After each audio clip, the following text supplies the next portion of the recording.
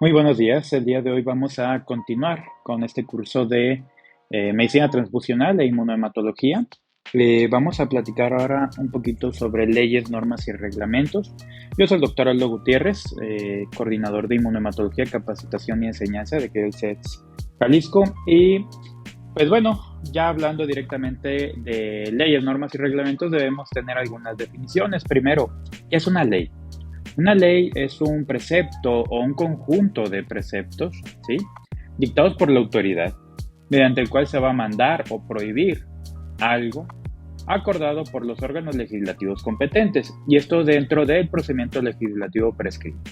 Una ley es algo obligatorio, no es opcional, es una condición por la cual yo voy a tener que generar un deber ser y que en base a esto, si yo no lo cumplo, seré acreedor a un castigo por la ley que pudiera ser económico o físico. No nos van a golpear por ello, pero sí nos pudieran privar de nuestra libertad, ¿no? Es decir, caeríamos a la cárcel. En cuanto a las normas son reglas que se establecen y se busca que sean respetadas por todos los ciudadanos para mantener el orden y la armonía en un determinado contexto. Las normas, a diferencia de las leyes, si bien lo intencionado, lo ideal es que fueran este, tomadas de manera obligatoria, no tienen una correspondencia con la ley, es decir, no tendrían este carácter obligatorio que inclusive tendría algún castigo. Sin embargo, si pudiera al transgreder una norma, perder o tendríamos la capacidad, o no tendríamos, mejor dicho, la capacidad de tener nuestra papelería, por ejemplo, nuestras acreditaciones, no podríamos aspirar, ¿no?, a la excelencia con ello, y que esto en muchas de las ocasiones tendría una concordancia con la ley. En cuanto a los reglamentos es una colección ordenada de reglas o de preceptos que por la autoridad competente se da para la ejecución de una ley o para el régimen de una corporación, una dependencia o un servicio. En pocas palabras, el reglamento básicamente sería este documento en el cual nos explican las leyes o las normas como tal, y que en base a él tenemos que actuar. ¿Qué diferencia va a existir entonces? Lo que diferencia una ley de otro tipo de norma es que su cumplimiento no es opcional, y ya lo decíamos. Todo individuo que vive en determinada sociedad debe cumplir las leyes. En el caso de México, pues las leyes mexicanas se aplicarán para ello. En caso del extranjero, pues tendrían que valorar las leyes que aplican para cada uno de estos, ¿no? Hay ocasiones, y ya hablando un poquito de banco de sangre, que determinadas regiones del mundo, ciertos países no cuentan con una normativa adecuada para banco o inclusive no la tienen. Y la verdad es que es una responsabilidad, en mi caso que soy hematólogo, de nosotros, pues hacer la presión para que existan estas normas. Las normas, las leyes están generadas ¿para qué? Para vivir en una armonía, para generar una seguridad en todo aspecto, y desde el punto de vista de banco de sangre, pues para generar todas las reglas adecuadas para yo tener un concentrado globular, unas plaquetas, una transfusión, un control de calidad, etcétera, adecuado, ¿no? Todo, por supuesto, no solo en un marco normativo y legal, sino también en un marco teórico que me permita hacer un trabajo con el escrutinio científico, por supuesto, y con la seguridad que esto nos brinda, ¿no? En cuanto a normas, la norma oficial mexicana que rige al banco de sangre, lo más seguro es que todo el mundo la conoce, y aquellos que no, pues se las presento, es la norma oficial mexicana 253 de Secretaría de Salud 1, que salió en el 2012. Esta norma es para la disposición de sangre humana y sus componentes con fines terapéuticos. Esta tiene 24 incisos, cada uno de ellos nos habla un poquito de un tema en específico. Desde, por ejemplo, el punto 9 de la norma, que nos habla de determinaciones analíticas, o el 15, que es la evaluación de la conformidad y control de calidad, o inclusive su propia bibliografía, que es el 22. Cada uno de estos puntos que nos sirve como índice nos ayuda para poder hacer nuestro trabajo de forma adecuada. Los puntos que tiene esta norma los hemos revisado en múltiples ocasiones en este curso. De hecho, les soy sincero, tengo la intención de en algún momento generar un curso específico para la norma, pero inclusive estoy viendo la posibilidad no de hacerlo de esta norma, sino de la muy probable nueva norma que pueda venir el siguiente año.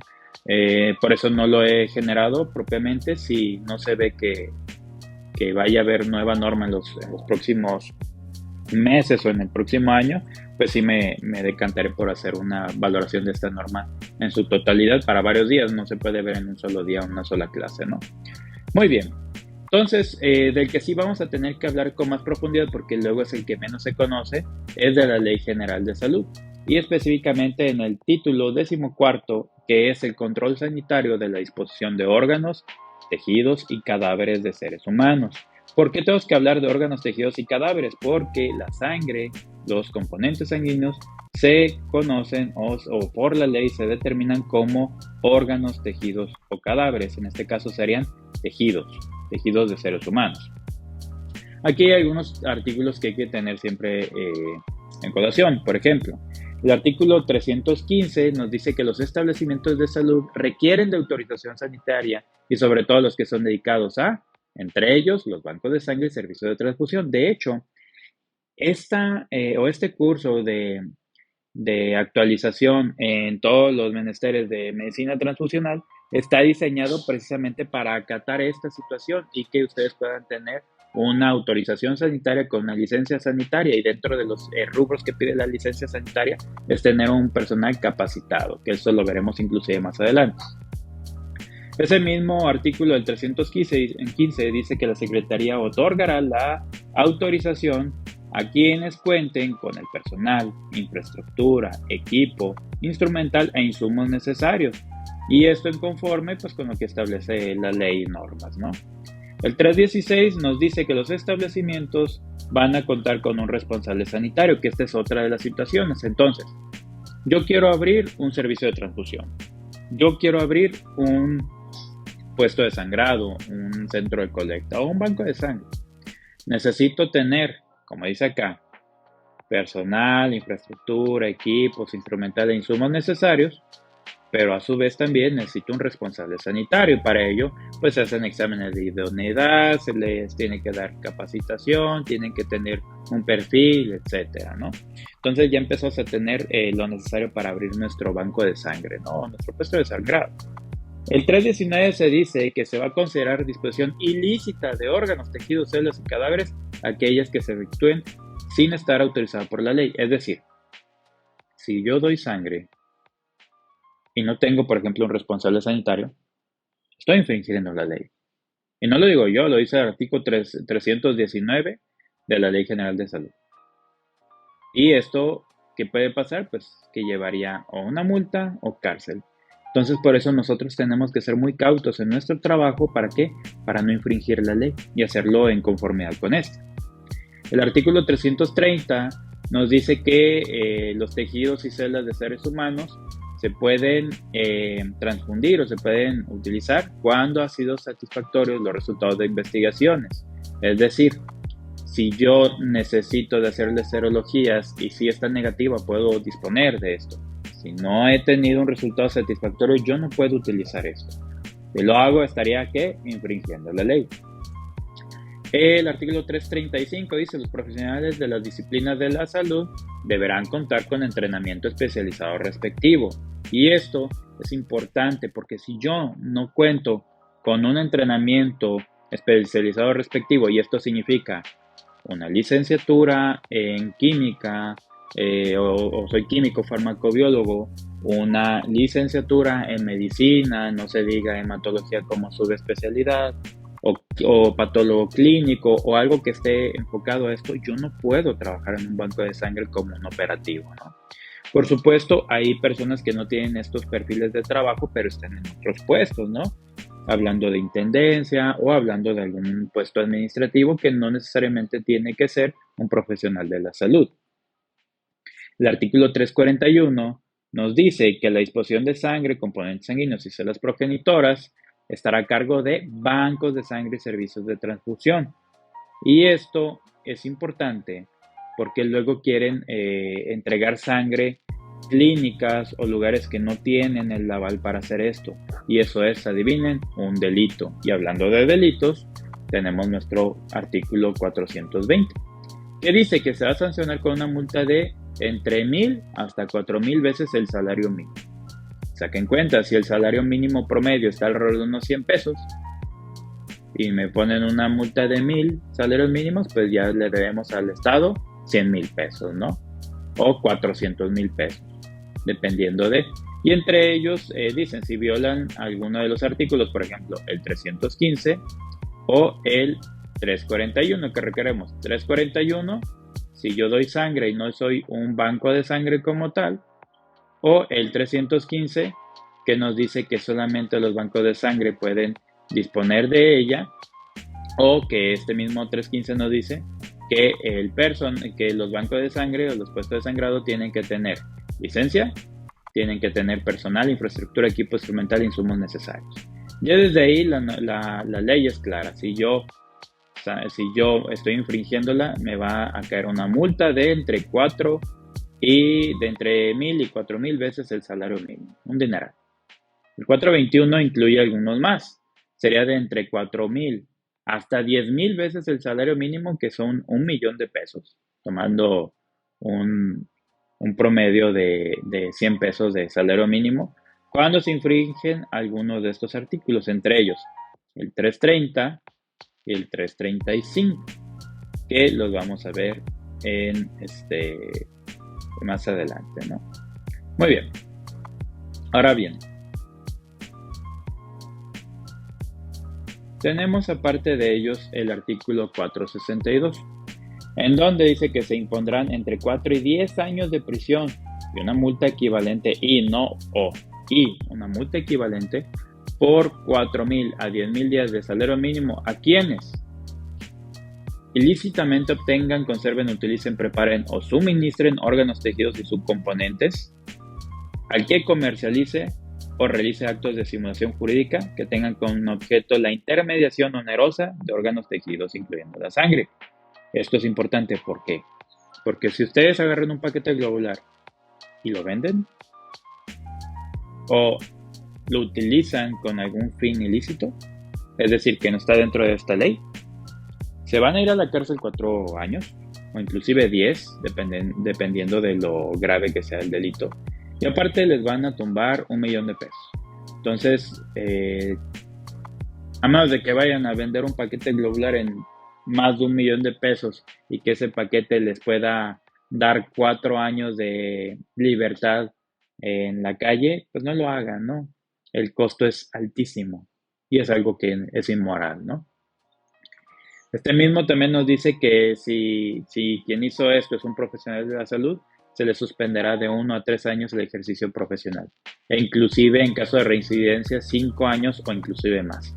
Hay ocasiones en que se pudiera dar de baja completamente la cédula de este profesional. En cuanto al reglamento de la Ley General de Salud, nos dice el artículo 6 que el banco de sangre es el establecimiento que está autorizado para obtener, recolectar, analizar, fraccionar, conservar, aplicar y proveer sangre humana. En cambio, el servicio de transfusión es el establecimiento autorizado para el manejo, conservación y aplicación. En cambio, este servicio de transfusión, ¿qué no va a hacer? No va a analizar, no va a fraccionar y no va a hacer una conservación de estos hemocomponentes. Esto lo hace el banco de sangre, ¿no? El artículo 20 nos dice que los establecimientos de salud, por supuesto con una previa autorización de la Secretaría, podrán instalar y mantener con fines terapéuticos pues bancos de órganos, tejidos y obviamente bancos de sangre, siempre y cuando estén en apego con la ley. El artículo 49 nos dice que los hospitales, sanatorios y clínicas deben de tener a su disposición un banco de sangre o un servicio de transfusión autorizado. Es decir, si ustedes son empresarios, quieren abrir una clínica o un hospital, pueden hacerlo con toda la tranquilidad, pero asegúrense de que tengan ustedes la disposición de un banco de sangre, por ende, hacer los convenios con el que ustedes vean más conveniente, ¿vale? Y por último, tenemos el artículo 90, que dicen, requieren de licencia sanitaria, ojo, los establecimientos médicos públicos, sociales y privados que realicen trasplante, los bancos de órganos y tejidos de sangre y los de plasma y los servicios de transfusión.